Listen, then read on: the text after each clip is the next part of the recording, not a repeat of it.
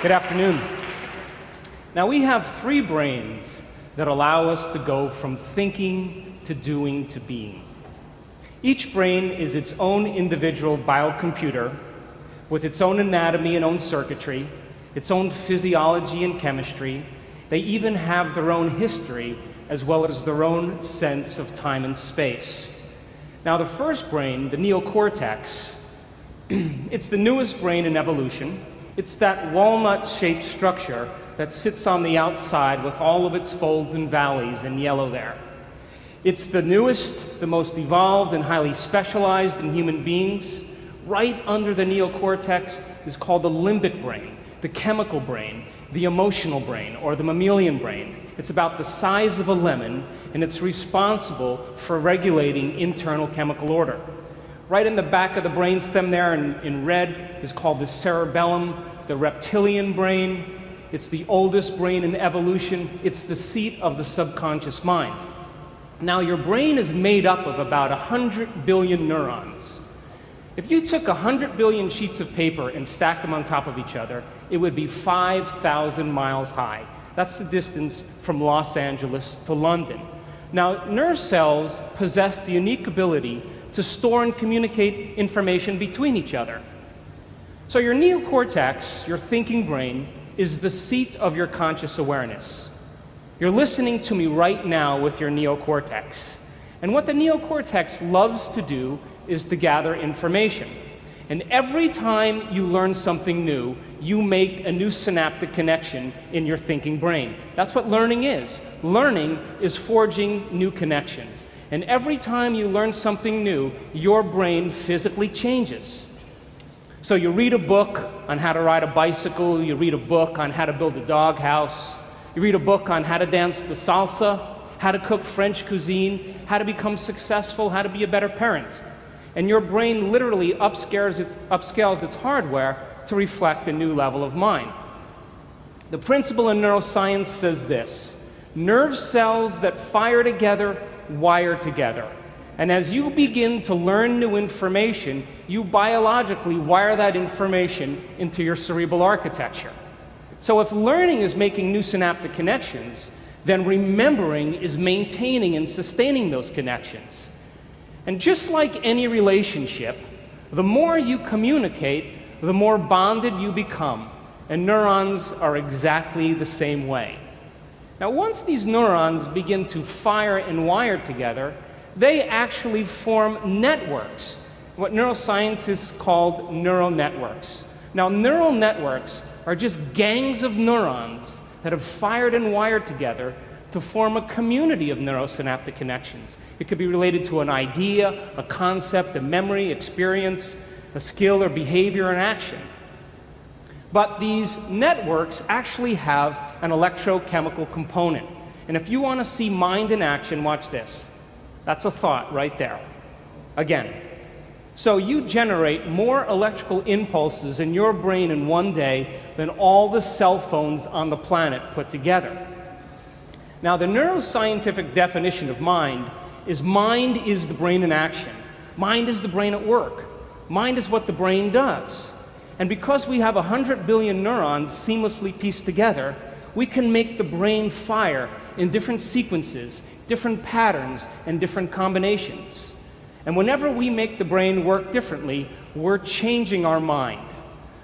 So once you've understood something intellectually, theoretically, once you've understood something philosophically, if you take what you intellectually learned in your thinking brain and you apply it, you personalize it, you demonstrate it, it means you're going to have to modify your behavior in some way. And if you change your actions and you do something differently, you're going to have a new experience. Now, when you're in the midst of an experience, everything you're seeing and smelling and tasting and feeling and hearing, all of your five senses are gathering this vital information from the environment. And as you begin to process all this information and it's rushing back to your brain, jungles of neurons begin to organize themselves into patterns. The moment those neurons string into place, the brain releases a chemical, and that chemical is called a feeling or an emotion. So experience then enriches the circuitry in your brain neurologically, but then it produces a chemical that's released in the second brain called the limbic brain, or the emotional brain. So you can remember your first kiss. You can remember graduating from college. You can remember the birth of your first child. You can remember finishing a marathon. You can remember catching a fish off the coast of Mexico and then taking it home and cooking it and drinking some really good wine that tastes good and feeling the ocean breeze on your face and seeing the sunset. And we could say that you were altered from that experience. The problem is, you can't remember what you had for dinner the night before. That's because routine lulls the brain to sleep. So a great example of this then is most Americans can remember exactly where they were on 9/11. You can tell me who you were with, what time of day it was, and what you were doing. We could say then, when you were in the midst of that moment or that experience, everything you were seeing and hearing changed your internal chemical state. And the moment you felt altered in some way internally, your brain perked up and you paid attention to whoever or whatever caused it. And that event, in and of itself, is called a memory. Now, let's say you read the book called From Forgiveness to Compassion to Unconditional Love. And this book had inspired you, so much so that you decided to read it twice. And as you began to review this information in your mind and contemplate on it and self-reflect, you begin to cause those neurons to form into networks to reflect a new level of mind. You find yourself in the shower thinking about it. You're driving to work and you're contemplating these concepts. You begin to talk to your friends about what you learn, and you're beginning to develop long-term relationships in those neurons. And all of a sudden, you're moving around your office and you're saying, you know, you need to be more compassionate, you know? Wow. And someone else, you say, you need to forgive. Everybody is impressed with your knowledge. They're knocking on your office door and they're asking you to administer to them, and you're resolving everybody's problems. Things are going really well. And all of a sudden, you're driving home from work, and you get a call on your cell phone, and it's your spouse. And your spouse tells you that they forgot to mention in the morning that it's your mother-in-law's birthday. And you pull over on the side of the road and you think, I hate my mother-in-law. She hurt my feelings 10 years ago. She tells the same stories over and over again. And you begin to remember that you had some pretty stressful moments that branded you emotionally from your past with your mother-in-law. Now, stress is when your body's knocked out of homeostasis. Stress is when your body's knocked out of balance. Now, when you see a lion, you begin to turn on a primitive nervous system. But it doesn't even have to be a lion. You could see your mother-in-law, and it produces the same exact effect. Now, let's go one step further. It doesn't even have to be the physical appearance of your mother-in-law. You can begin to think about certain things and auto-suggest, and you can turn on the stress response just by thought alone. Now, your body is your unconscious mind. It does not know the difference between the actual experience in reality that produces the emotion and the emotion that you fabricate by thought alone. To the body, it believes it's in that experience. So the moment the limbic brain begins to make a blend of neuropeptides, it begins to signal the hormonal centers, and you get a rush of energy to prepare you for this event, real or imagined. Now, the moment that happens, you become altered in some way. The fight or flight nervous system causes your pupils to dilate, your mouth gets a little dry, all of a sudden your heart rate begins to change, your respiratory rate changes, and blood is being sent to your extremities, and now you're prepared to either do battle with your mother-in-law or never go to the dinner, to stay and run, stay and fight, or to run. Now, what was once highly adaptive, all of a sudden is now maladaptive. Because when we turn on the stress response and we can't turn it off, now we're headed for disease. So then you're sitting on the side of the road, and then you think, I read the book on compassion. Damn. And the moment you begin to think about what you have to do, something very natural happens. You begin to think about what you were thinking about. You begin to pay attention to how you're reacting. You begin to notice how you're feeling. And that concept in neuroscience is called metacognition. We can observe who we're being. And because we can observe who we're being, it means we could modify our behaviors to do a better job in life. So now the frontal lobe is the seat of your awareness. It's the home of the you and the me. And as you begin to think about who you no longer want to be, the frontal lobe acts like a volume control. And it begins to lower the volume in the circuits in your brain that are connected to the old self. And as it begins to silence those circuits that are connected to the old level of mind, that level of mind no longer fires, and you're observing it instead of participating in it. And as you begin to silence those circuits, nerve cells that no longer fire together no longer wire together. And you begin to biologically break down the circuits in your brain that are connected to the old self and to the old mind. Now, as you're sitting on the side of the road, you think, what piece of knowledge could I apply in this situation from what I learned in the book?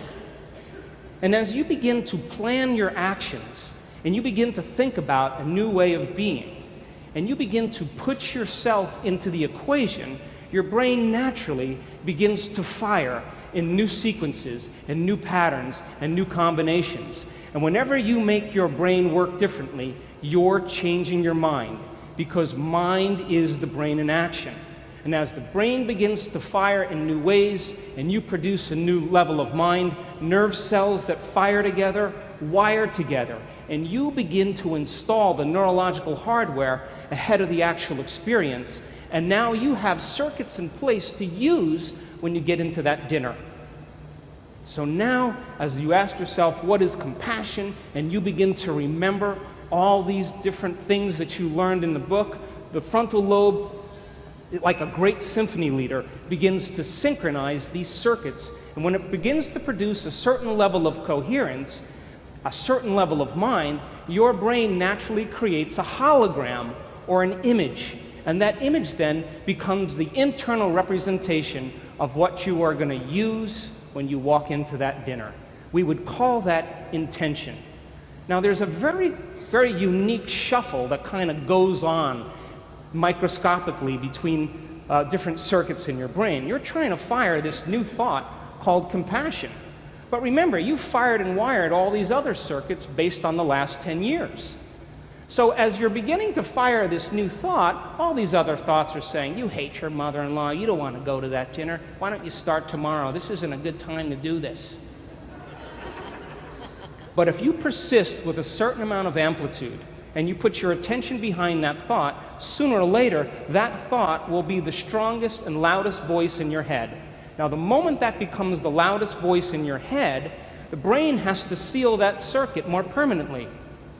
So when the action potential is firing down the neuron from the presynaptic cleft to the postsynaptic cleft, there's a glue that seals the circuit called neural growth factor, and it travels in the opposite direction. But there's only a certain amount of that neural growth factor to go around.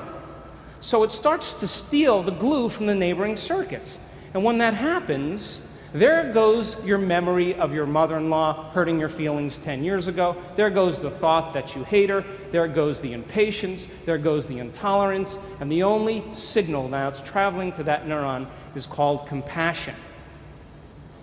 Now, every place where one neuron connects with another neuron is a memory. When this happens, you begin to biologically and neurologically prune away the old memory of the old self. And this is the science of changing your mind. If you want to see what it looks like in real time, let's try that again. You want to see what it looks like in real time, unhooking from the old self, reconnecting to the new self. This can happen in moments.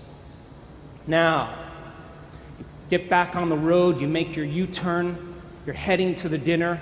You're reminding yourself who you no longer want to be, silencing those circuits in the brain. You begin to think about who you do want to be based on the knowledge you've learned, and you're priming your brain ahead of the actual experience. You walk into the dinner and you get your behaviors to match your intentions. You get your actions equal to your thoughts. You get your mind and body working together, and you do exactly what the book says.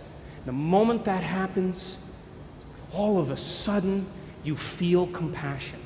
Now, the moment your heart begins to open and you feel compassion, you are teaching your body emotionally to understand what your mind intellectually understood. You see, knowledge is for the mind, but experience is for the body. And when we begin to experience compassion, now we are embodying knowledge. The word is becoming flesh, and the limbic brain makes a new batch of peptides that signals the body, and you begin to literally change your genetic expression because there's new information coming to the gene. And epigenetically, we signal genes from the environment. And you're changing the fabric of you because you're instructing your body chemically to understand what your mind has intellectually and philosophically understood. But it's not enough to do it once. You can't forgive your mother-in-law one time and expect to be on the stained glass windows in church.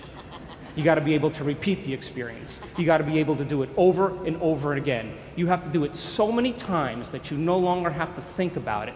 And when you do it over and over again, you neurochemically condition the body to memorize compassion as well as the conscious mind. And when that happens, when the mind and body are working together, or the body knows as well as the mind, you activate that third brain called the cerebellum, the seat of your subconscious mind.